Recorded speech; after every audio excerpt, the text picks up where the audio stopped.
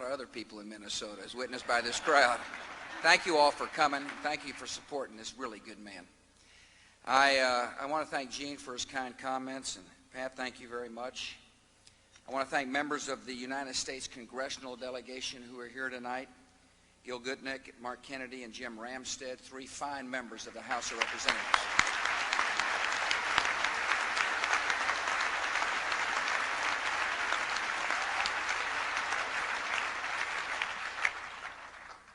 Your dollars will not only help Ron, but it'll help these three members get reelected as well. I want to thank those of you who work in the grassroots of the Republican Party, defending values that make America stronger.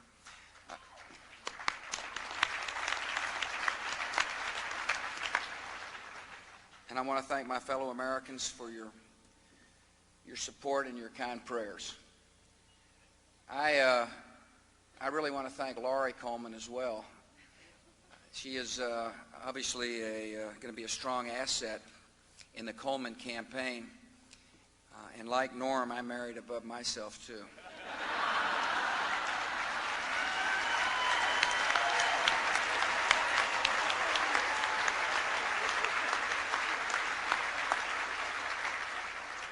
I'm really proud of Laura. You know, when I married Laura, she was a public school librarian. She really wasn't fond of politicians or political speeches. Man, what a great first lady she's become. She is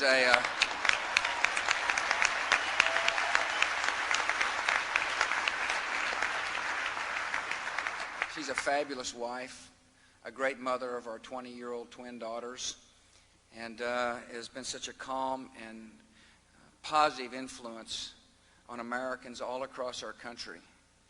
I'm grateful for her sacrifice, and I love her.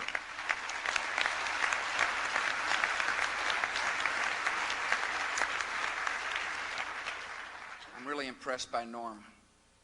You know, in this line of work we're in, you got the good talkers, and then you got the doers. In this case, obviously, he's a good talker and a doer.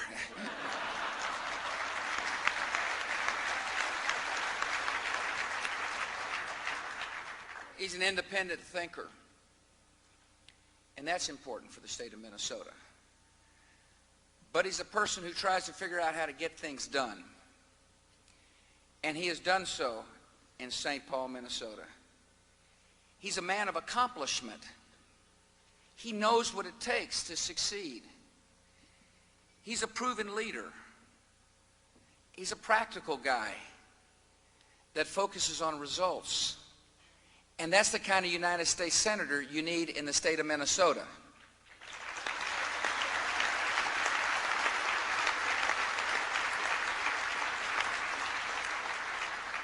The record speaks for itself.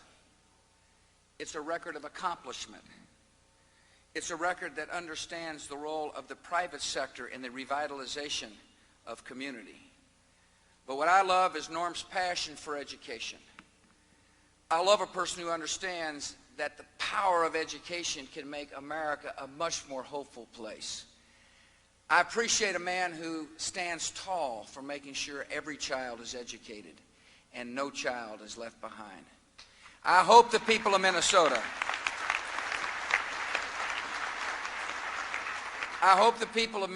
from all parties understand what a good and decent, honorable man Norm Coleman is, and to send him to the United States Senate.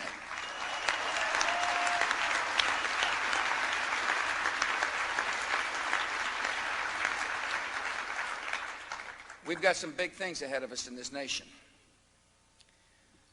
We have got a war to win.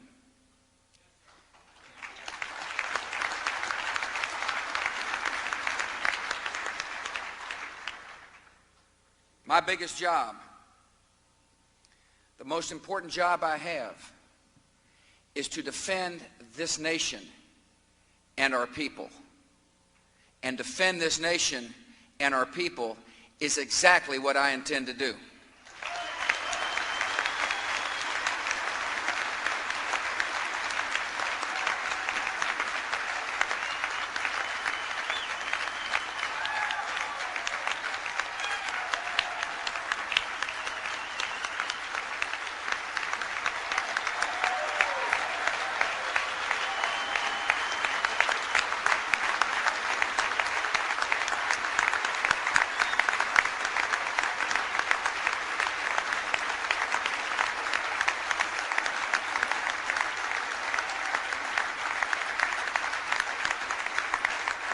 Thank you.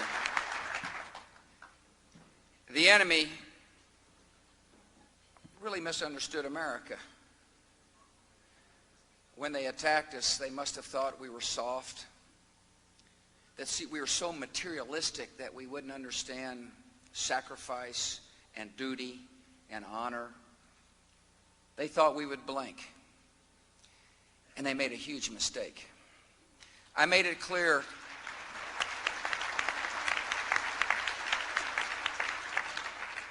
in the course of this conflict, I made it clear that either you were with us, either you stood with the United States in our defense for freedom across the world, or you were against us. And a lot of nations heard that call, and they stand with us. And for that, we're grateful.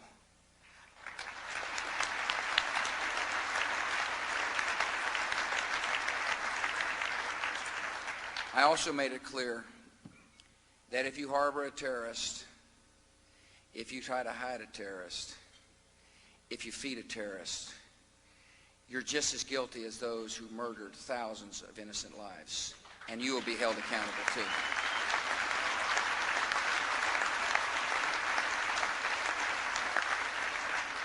And thanks to our fabulous men and women who wear the uniform, that doctrine in the First Theater in the war against terror has been upheld. We went to Afghanistan not as conquerors, but as liberators.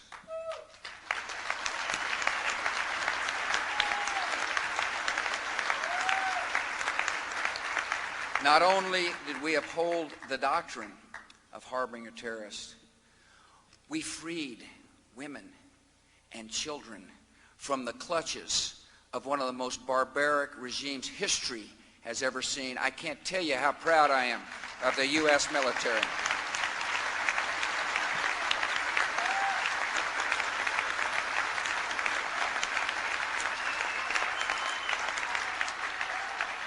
I'm proud of our military, and I'm so very proud of the American people.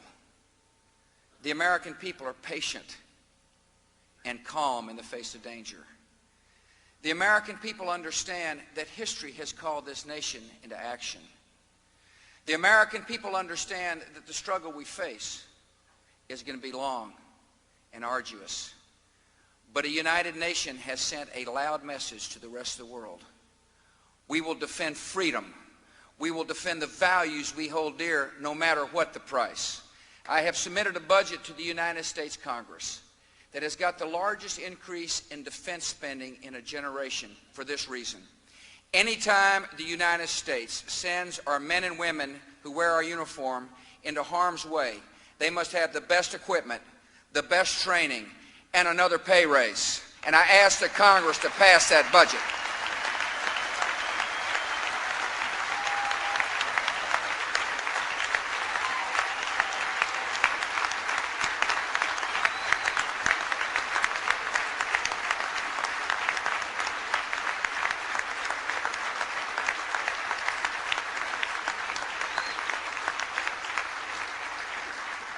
It is important for the United States Congress to understand that the price of freedom is high, but the price of freedom is never too high. It is important for the world to understand that we struggle not just for freedom, but for civilization itself. If the United States were to blink, the rest of the world will be lulled to sleep. And this country, so long as I am the president, will be steadfast in our leadership and in our resolve to lead the world to more freedom and more liberty and more opportunity for everybody on the face of the earth.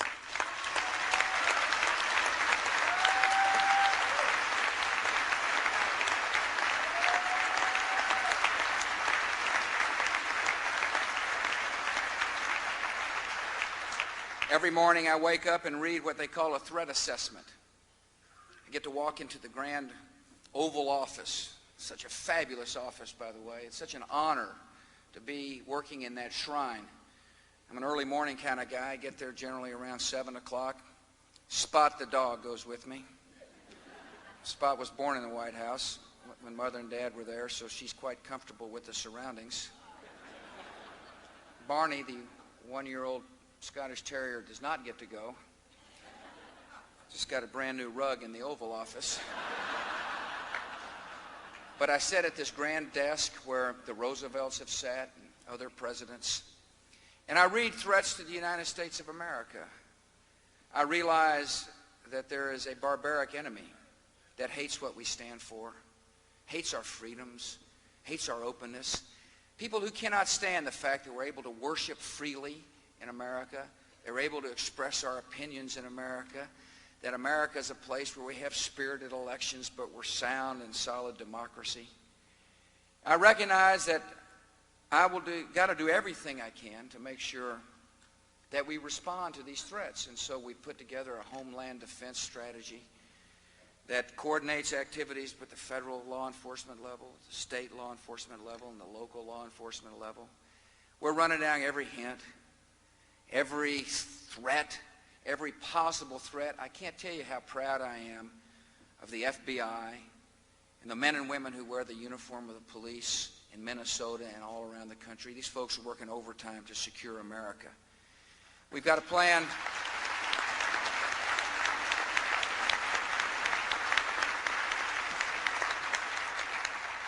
We've got a first responders initiative that'll make it more likely that if there's an attack, the good police and emergency folks and fire folks of Minneapolis or St. Paul can respond.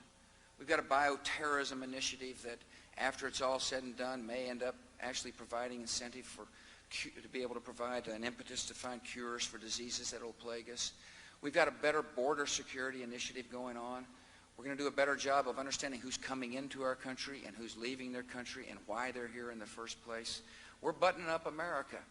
And I want to thank my fellow citizens for being on alert and for those who are working overtime to protect you. But I want to remind my country people, my fellow countrymen, that the surest way to secure the country, the best way to make sure our children and grandchildren can grow up in a peaceful and hopeful world, is to hunt down the terrorists wherever they try to hide and bring them to justice. And that's precisely what we will do.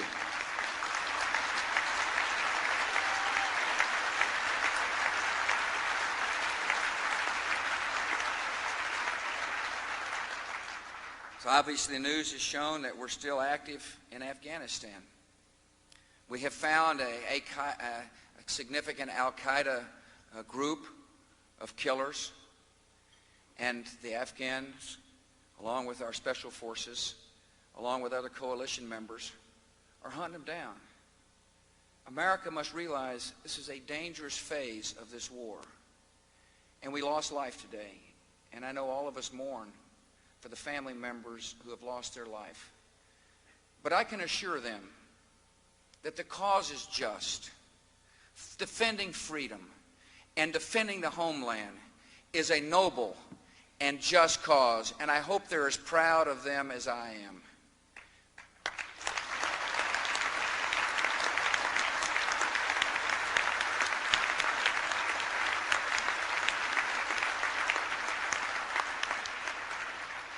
Our efforts go beyond Afghanistan, as you're beginning to realize.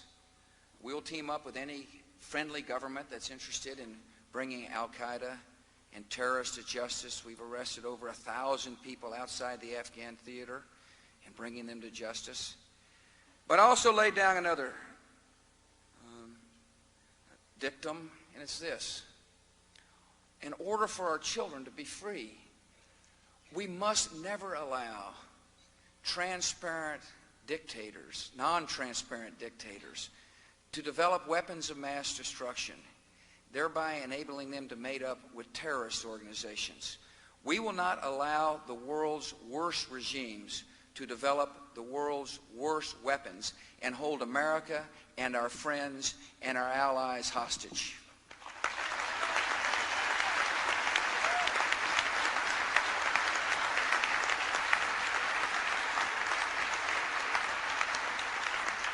I know this struggle. I know this is going to be a long and difficult time for America. But we are up for the task. America will lead this world to a more secure and a more hopeful future. And we've got a job to do at home as well. You know, when I was campaigning in Chicago, I'll never forget one of the reporters said, would you ever allow any deficit spending? I said, only if we had a recession or an emergency or a war.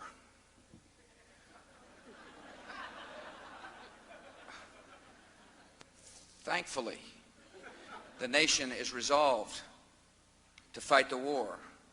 Thankfully, we had thousands of citizens rise to deal with the emergency. And thankfully, we cut the taxes on the American people to deal with the recession.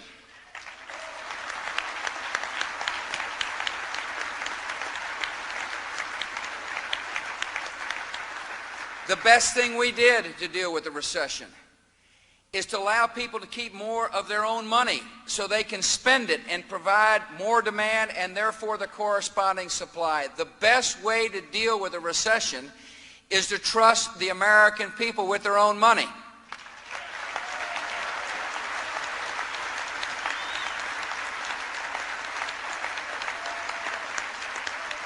For a while you heard some of them talking in Washington that they were going to stop the tax relief plan. I do not know what economic textbook they were reading. But one thing you don't do is raise the taxes on the people in the midst of a recession. What you do is trust the private sector. What you do is incent people to create more jobs.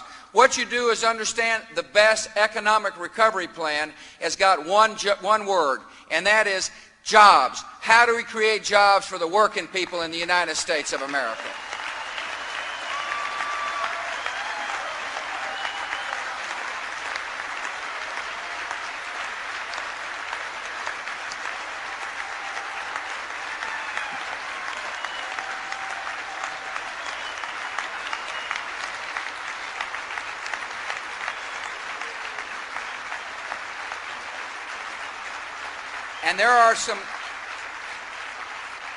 And there are some things we can do to create jobs besides providing tax incentives. One, we can have an energy plan that makes sense. I came to Minnesota to lay out my vision for an energy plan. It says we can conserve better, we must modernize our electricity, but for the sake of our national security, we need to develop more oil and gas here at home. The less dependent we are on foreign sources of crude oil, the more secure America will be in the long run.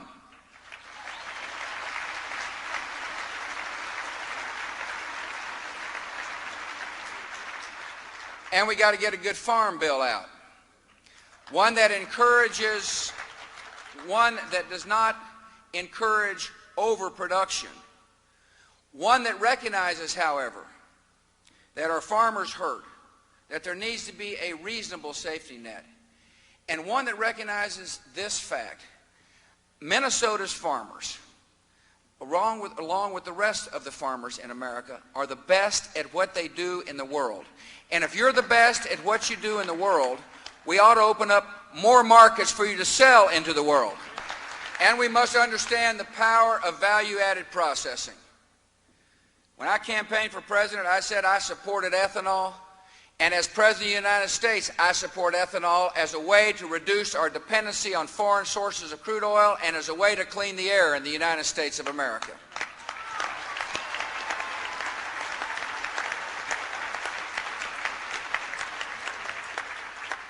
And we're making good progress on other fronts. Today I went to Eden Prairie High School, and I've got to tell you, if you've got kids there, I was really proud of the student body. They actually listened. But it was a chance to tout a really good piece of legislation that we got passed. You know, I am passionate about making sure that we do not leave any child behind in America. I am passionate on challenging systems that simply shuffle children through the school system without understanding whether they can read or write or add and subtract. The bill I signed says a couple of key points. One, if you receive federal money, show us whether or not children are learning. If you receive a dime of federal money, we expect every child in America to be learning how to read and write and add and subtract.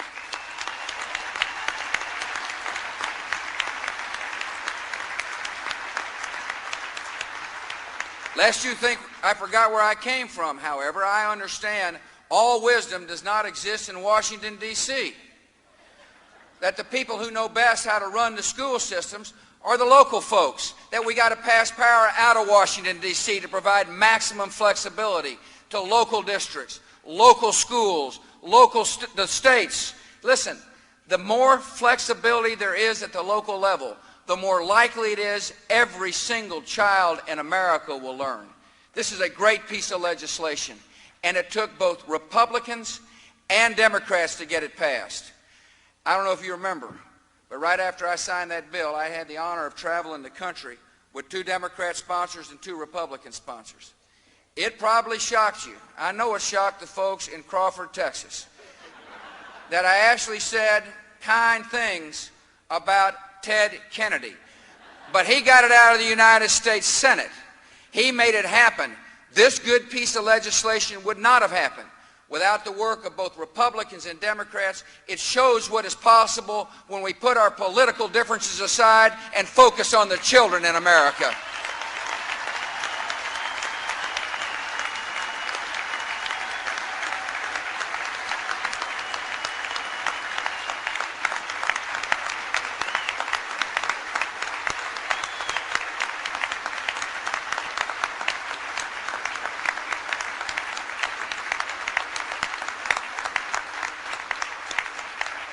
And it's that attitude, that point of view is why I'm so strongly supporting Norm Coleman.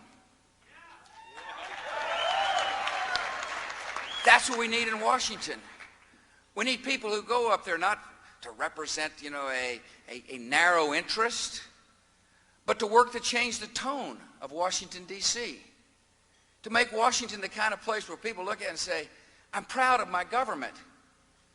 That government can actually get things done in a positive way. And that's what we need to continue to work on. It's so important in order to rally the country. I'm asked all the time, people say, what can I do to help in the war against terror? What is it that I can do? Well, my answer is pretty straightforward. If you want to fight evil, do some good. If you want to show the world the true side of America, our heart, our decency, our compassion, love a neighbor just like you'd like to be loved yourself.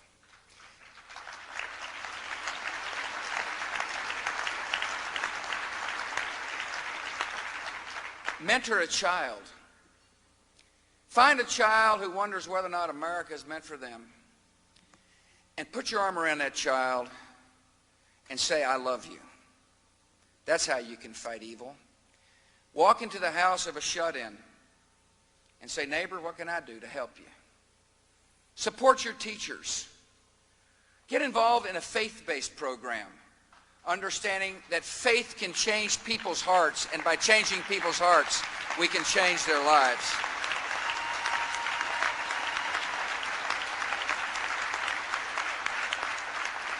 The way to fight evil is through the gathering momentum of millions of acts of kindness, is to show the world the true face of the American people. I am so optimistic about this country because I understand our resolve and our unity. I understand our courage. Probably the most meaningful event that took place, as far as I'm concerned, right after September, or during the September 11th and afterwards, was Flight 93. When Americans were on a telephone to their wives, they said the Lord's Prayer. They then said to their wives, I love you, and drove an airplane in the ground to save other people's lives. This notion about us being a shallow, materialistic society went down the tubes with the courageous people on Flight 93.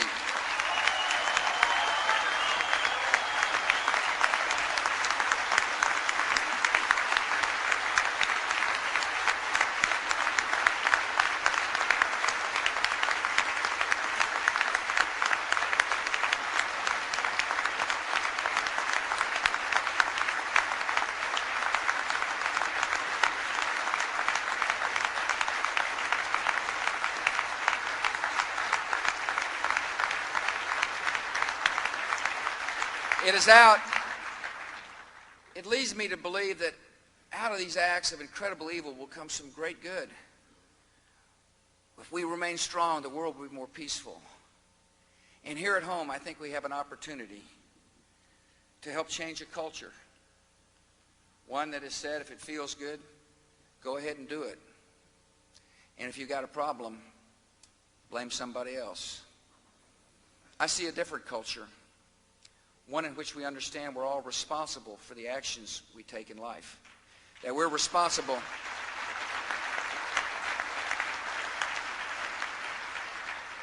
That part of a responsibility era means that each mom and dad in America must love their children with all their heart and all their soul. A responsibility era calls us all to help neighbors in need. A responsibility era recognizes the worth in serving a cause greater than self.